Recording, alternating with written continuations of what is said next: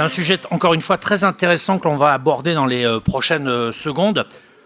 Faut-il parler, par exemple, assis? Faut-il parler debout à la radio? Alors, ce sont des questions qui peuvent prêter peut-être à sourire lorsqu'elles sont prononcées, mais qui trouvent toutes leurs répercussions une fois que le micro est allumé. Voilà, faut-il parler debout? Faut-il parler assis? Faut-il parler ou interviewer ses invités avec une lumière artificielle? Ou, à contrario, peut-être avec une baie vitrée qui donne sur un beau paysage? Est-ce qu'il faut installer obligatoirement une climatisation pour avoir une température optimale? Est-ce que sur la toiture du bâtiment qui héberge votre station, on peut installer des panneaux photovoltaïques? Indirectement, on peut gamberger une fois qu'on est à l'antenne, si j'ose dire, et par voie de conséquence, peut-être avoir peut-être meilleure conscience et donc travailler dans d'autres conditions. Voilà, c'est toute une série de questions. Je pourrais vous en faire un inventaire à l'après-vert.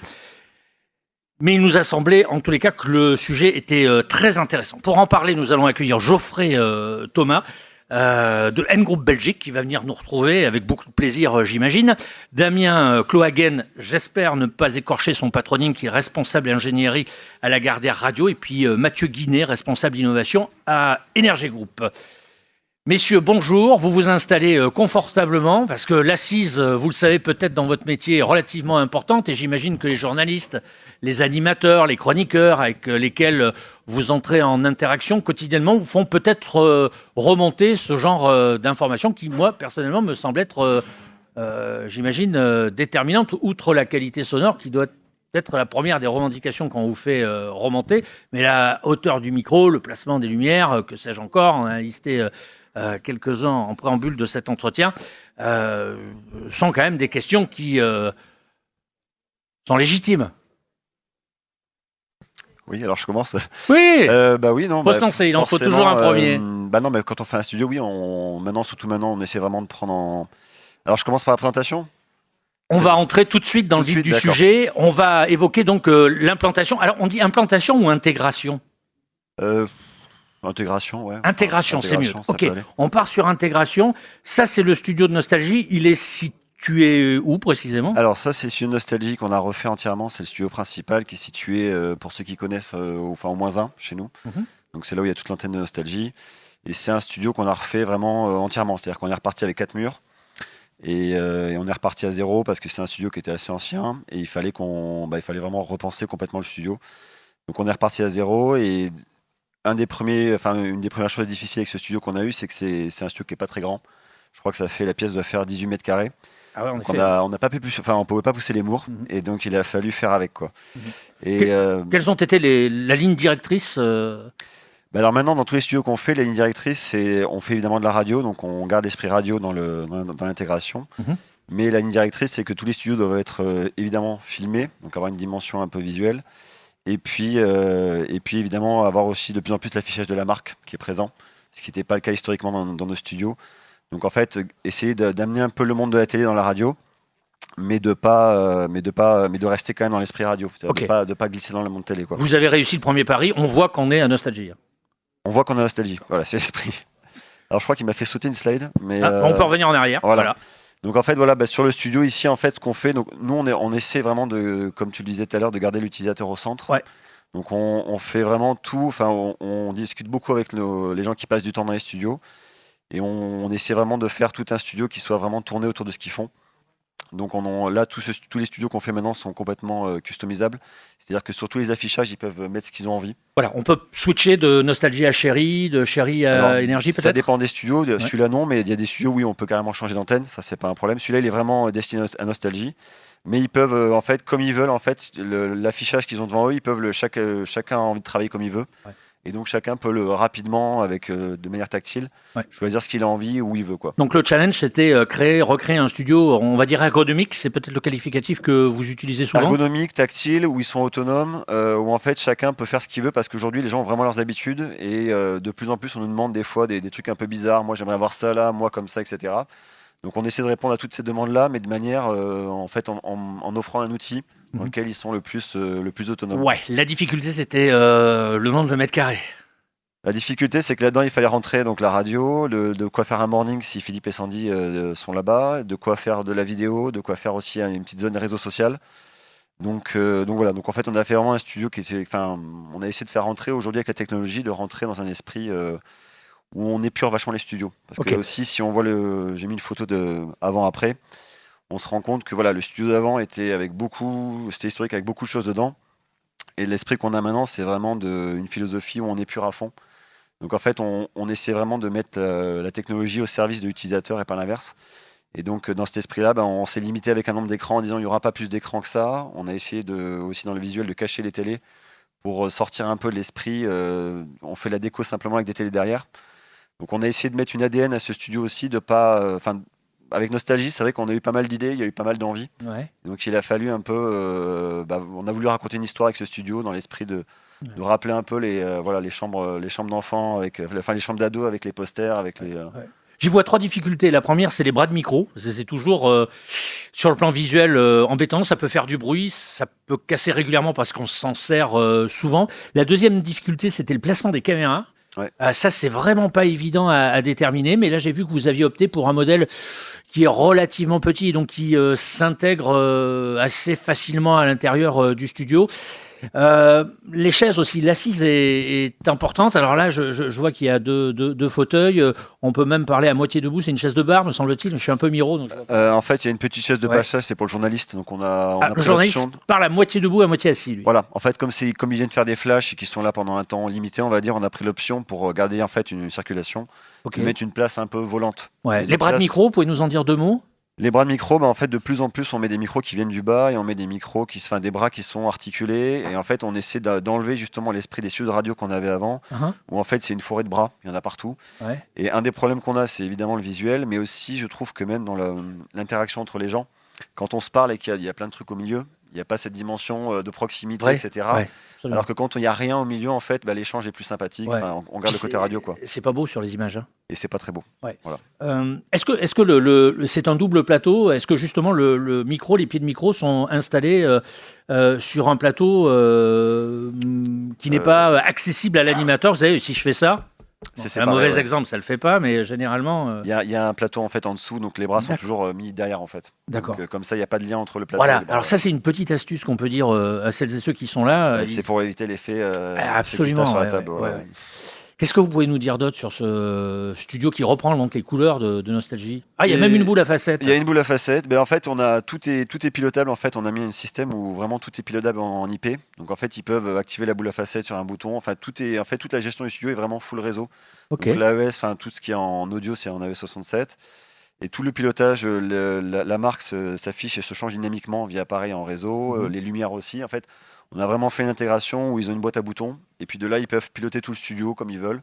Okay. Et tout ça se fait en réseau. Et puis nous, ça nous permet aussi de limiter les équipements, d'essayer de simplifier un peu les installations. Ok, je vois un bras, c'est un bras Yellowtech peut-être? C'est un bras Yellowtech, ouais. C'est le seul qu'on garde en fait assez grand parce qu'en fait on a un problème de distance avec la console.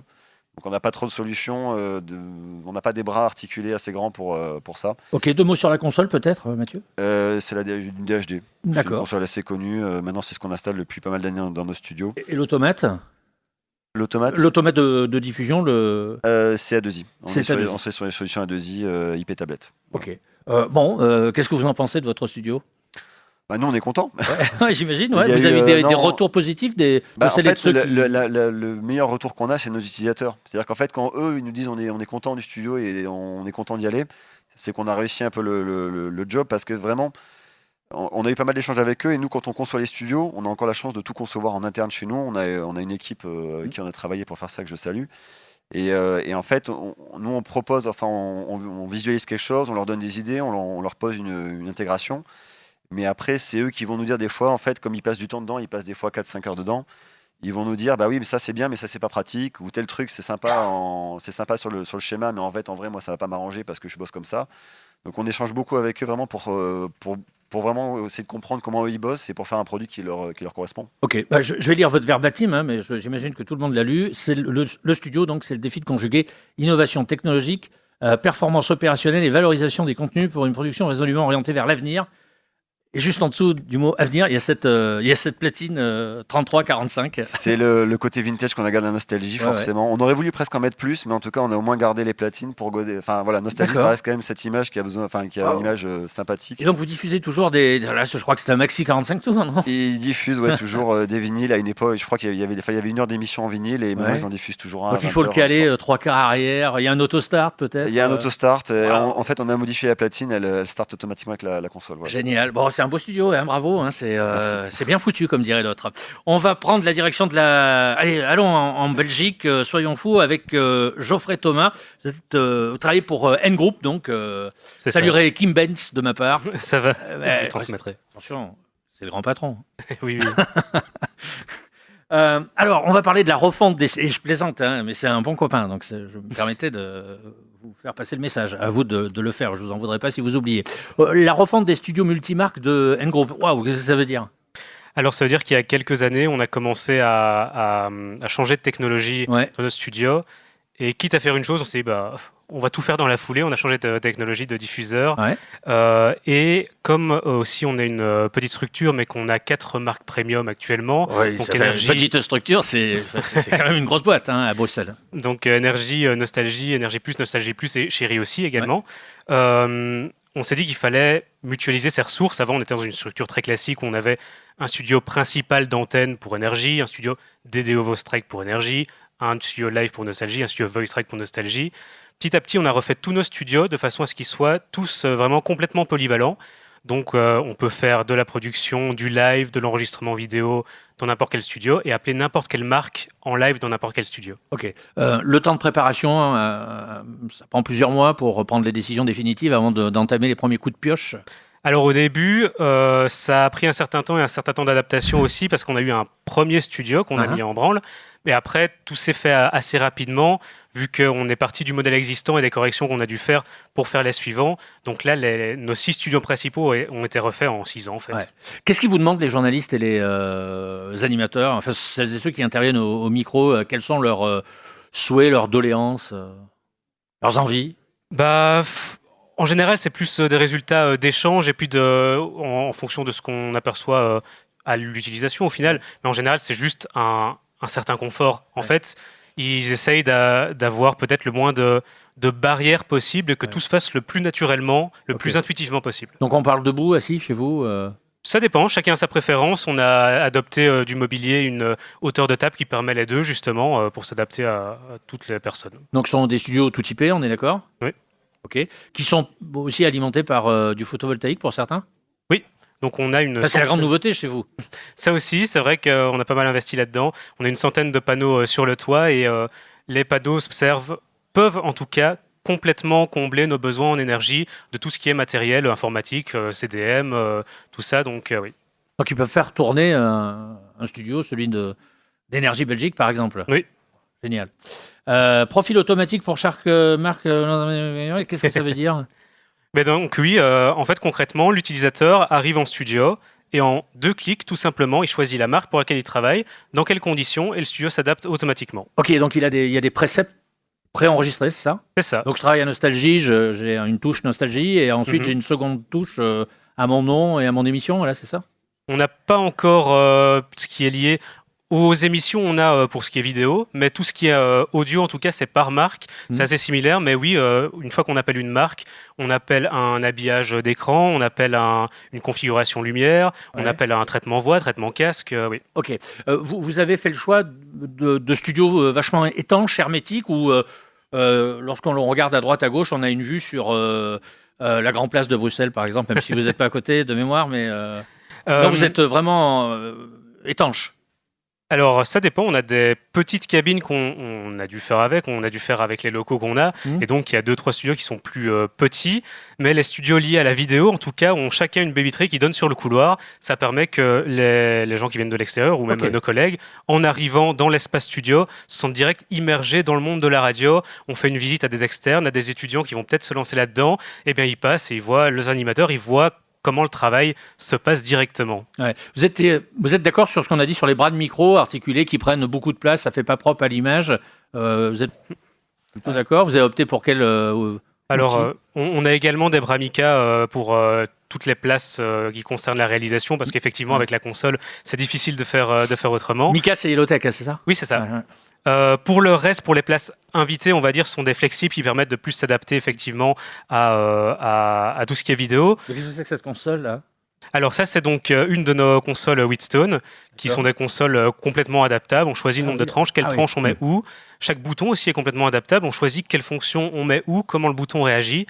C'est SAF Diffusion qui commercialise. C'est ça. Donc c'est SAF Diffusion, notre intégrateur de Wheatnet. Et on a fait appel à RCS avec Zeta pour ce qui est de la diffusion. Ah, vous anticipez la question. Je voulais vous demander quels sont les logiciels que vous utilisez à N-Group. Donc voilà, pour la diffusion, c'est Zeta. C'est Selector pour la prog, ça? Exactement. Ouais. C'est vraiment ce sont des programmes qui, surtout Zeta, un programme qui est dans l'air du temps et qui peut s'adapter de manière très flexible, fluide aux environnements informatiques modernes et à toutes les automatisations qu'on a mis en place. Vous utilisez la suite, non? Revma aussi, le cloud? Ah, Revma aussi, oui. Ça c'est pour le stream, c'est ça? C'est ça. Ok. Bon, génial, bravo. Hein. Merci. Vous débutez un autre chantier prochainement ou pas? On va s'accorder un petit moment pour prendre du recul sur ce qu'on a fait pour l'instant. Bon, on va partir merci, on va partir chez Lagardère Radio avec Damien Glohagen. J'espère ne pas écorcher votre patronyme. Parce que c'est bien ça. Ouais, c'est super vexant quand on se prend les pieds dans le tapis sur les patronymes des autres. Parlez-nous des projets que vous mettez en place, d'un projet en particulier que vous avez mis en place. Alors j'avais noté un système de gestion publicitaire dans le cloud. Exactement. En fait, déjà, ça me donne mal à la tête. On a refondu pendant un an et demi l'intégralité de nos workflows régions. En partant des studios, on a refait complètement l'intégration du studio. On est passé d'un vieux Dalet avec des vieilles consoles à du Xenon et du Wheatstone aussi intégré avec le concours de SAF Diffusion. On a réduit de plus de la moitié les équipements dans les locaux techniques de manière un peu à faire aussi des économies d'énergie et calorifiques pour réduire notre empreinte RSE. On en a profité pour synchroniser tout le workflow de téléchargement des titres, de téléchargement des playlists, de la gestion publicitaire nationale pour qu'elle soit synchronisée en intégralité et en permanence avec nos studios de province. Là où avant, les gens recevaient la playlist Selector par papier, ils intégraient les titres les uns après les autres dans leur conduite. Aujourd'hui, en 2 clics, c'est complètement fait. Ce qui a permis notamment, on a une personne qui est malvoyante sur le territoire, pour lui, c'est le jour et la nuit. En fait, il a plus besoin de chercher ses titres, de retrouver ses ID. En 2 clics, il a sa playlist qui est exactement la même qu'à Paris, sans se prendre la tête et sans avoir des titres qui lui manquent ou des ID qui ne sont pas les bons. Et Damien, ce système de gestion publicitaire, c'est un produit qui est fait maison chez vous, non? Alors, la partie pub avant était en effet gérée départ par départ dans chacune des plaques. On a décidé de remonter tous les départs publicitaires sur Paris, ce qui nous permet de nous affranchir de pannes sur le WAN ou ce genre de choses. Donc, tous les départs pub, il y en a à peu près 120, sont maintenant virtualisés. Et toute la commutation de l'audio des studios, de l'audio des cabines des journalistes aussi en province et du signal national est complètement commutée, mixée dans de la virtualisation, avec des signaux qui, eux, sont gérés en Dante et pas en Wetnet sur Paris, et repartent directement, même le traitement de son aussi, on est sur de l'Omnia 9 qui est totalement virtuel, et on est en train de finaliser la migration de notre diffusion en micro MPX sur l'ensemble des sites de diffusion, nativement aussi en multicast. Donc on a aussi là retiré des équipements, des codecs, on a une chaîne qui est complètement linéaire, qu'elle soit du studio, la remontée vers Paris est en APT, donc normalement non destructive, on peut en débattre, et le signal est en micro MPX, donc on n'a pas de surcompression, de passage en MPEG-2, de réencodage. Ça a permis d'améliorer significativement l'audio vis-à-vis de nos auditeurs, puisque maintenant on a le traitement de son identique sur tous les sites, on n'a plus des Omnia One, des Omnia 9, des 11, enfin on a quelque chose d'uniforme. Comme point de départ à Paris pour l'ensemble du réseau. Voilà, c'est ça. Donc ça match pour Europe 1, Europe 2 et RFM? Non, uniquement Europe 2 et RFM, parce que Europe 1 a uniquement du programme national. Ok. Oui, il n'y a pas de décroché européen. Il n'y a pas de décrocheur européen. Et après, dans les studios région, on est capable d'enregistrer ou de faire du direct pour n'importe quelle démarque, que ce soit Europe 2 ou RFM. Ouais. On a maintenant même certains journalistes depuis un an qui font les flashs et d'Europe 2 et d'RFM, le tout de virtualiser et diffuser automatiquement. Est-ce que ce nouveau système, et ce sera ma dernière question, a changé les habitudes de travail, par exemple, des gens qui avaient le nez dans le guidon sur le précédent? En ayant automatisé beaucoup de fonctionnalités, Ouais. de téléchargement de musique, d'intégration de playlist ou de voice track, ou d'intégration de billboard, enfin on a intégré pas mal de solutions. En effet, leur quotidien a changé, il est beaucoup plus simple aujourd'hui. Ouais. Ils ont, quand ils viennent faire des remplacements à Paris, ils ont exactement les mêmes outils, avec les mêmes visualisations, c'est exactement la même intégration. Donc pour eux, en effet, c'est beaucoup plus simple à travailler. Là-dessus, il n'y a aucun débat. Est-ce que l'avenir, c'est le cloud?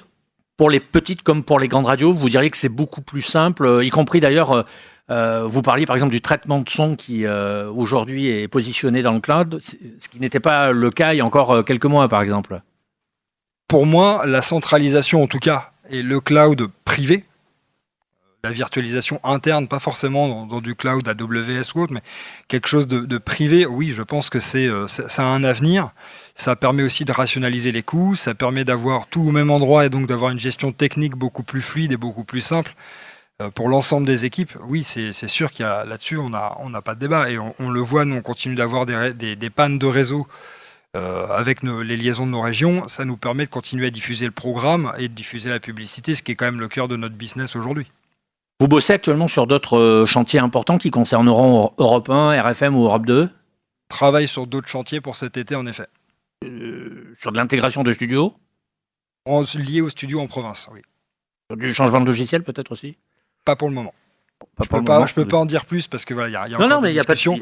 Mais en effet, on va continuer la synergie entre les marques et le multimarque dans nos studios en province. Bon, écoutez, bravo. Hein, il est toujours très difficile de départager trois beaux projets comme ces trois projets qu'on a mis en exergue. C'est toujours une étape difficile. Bon, chez nous, vous le savez, messieurs, il n'y a pas de perdant. Hein, donc, tout le monde aura néanmoins une radio qui aura un trophée et les deux autres qui repartiront aussi avec des cadeaux. Mais on voulait attribuer ce Grand Prix 2025 à nos amis belges de N-Group en Belgique et Geoffrey Thomas, qui est le porte-parole de N-Group. Je remets mais c'est un petit trophée, hein, vous avez compris, hein, regardez, c'est un truc, mais bon, c'est très symbolique et peut-être que j'imagine que ça récompense aussi la pugnacité de vos équipes, la combativité et puis surtout le boulot souvent considérable qui est derrière tout ça. Si vous voulez dire un mot, Geoffrey. Merci beaucoup. En tout cas, de toute la part d'N-Group, de Kim Baines aussi, qui suivait ça de loin. Merci beaucoup pour ce trophée. Ça récompense effectivement un travail vraiment de fond de toute l'équipe technique qui s'est regroupée autour de ces projets, de nos prestataires externes qui nous ont beaucoup aidés, comme Raphaël Dolmazon qui a intégré Wheatstone de SAP Diffusion et Frédéric Blondet de RCS pour l'intégration de Zeta. Donc merci à tous ceux qui ont participé de près ou de loin. Ok.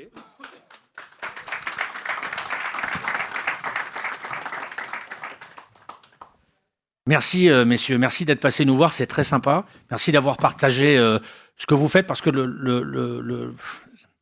cette partie est souvent invisibilisée dans la radio. On parle toujours des grandes voix, tout ça, machin. Bon.